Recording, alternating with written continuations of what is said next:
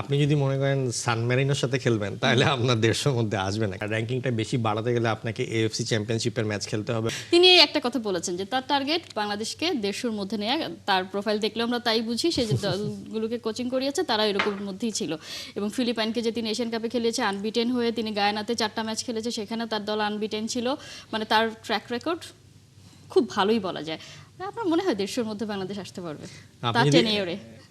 আপনি যদি মনে করেন সান মেরিনোর সাথে খেলবেন তাহলে আপনার 150-র মধ্যে আসবে না, কারণ সান মেরিনো নিজেরই 200-200-200-র উপরে। তো তাদের সাথে খেললে আপনার আর কি র্যাঙ্কিংটা খুব একটা বেশি বাড়বে না। আর র্যাঙ্কিংটা বেশি বাড়াতে গেলে আপনাকে এএফসি চ্যাম্পিয়নশিপের ম্যাচ খেলতে হবে, ওয়ার্ল্ড কাপ কোয়ালিফায়ার খেলতে হবে, যেখানে কিনা সামনের উইন্ডোতে গুলোতে এরকম কোনো ম্যাচের সংখ্যা নেই এই বছরে।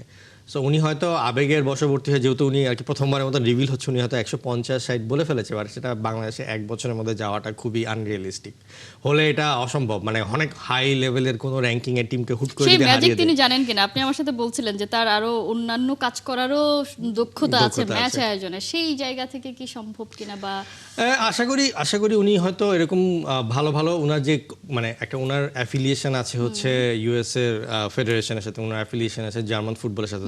ওনার একটা বেশ বড় একটা মানে ফুটবলের বাইরেও ওনার একটা পরিচিতি আছে এবং অনেক কানেকশন আছে। সো যে জিনিসটা হয় যে যখন আপনি কোনো মানে ছোট র্যাঙ্কিংয়ের দেশ থেকে আপনি কোনো বড় র্যাঙ্কিংয়ের দেশের সাথে খেলতে যাবেন, সেক্ষেত্রে কমিউনিকেশনের অনেক বড় একটা ফ্যাক্টর হয়ে দাঁড়ায়।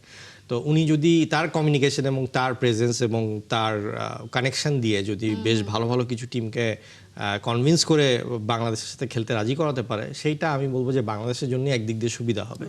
সো এটা উনি করতেই পারে, কারণ ওনার যেরকমভাবে বিভিন্ন দেশে তার এক্সপিরিয়েন্স আছে এবং কানেকশন আছে, হোপফুলি এটা আমাদের দিন শেষে বাংলাদেশের কাজেই আর কি লেগে যাবে।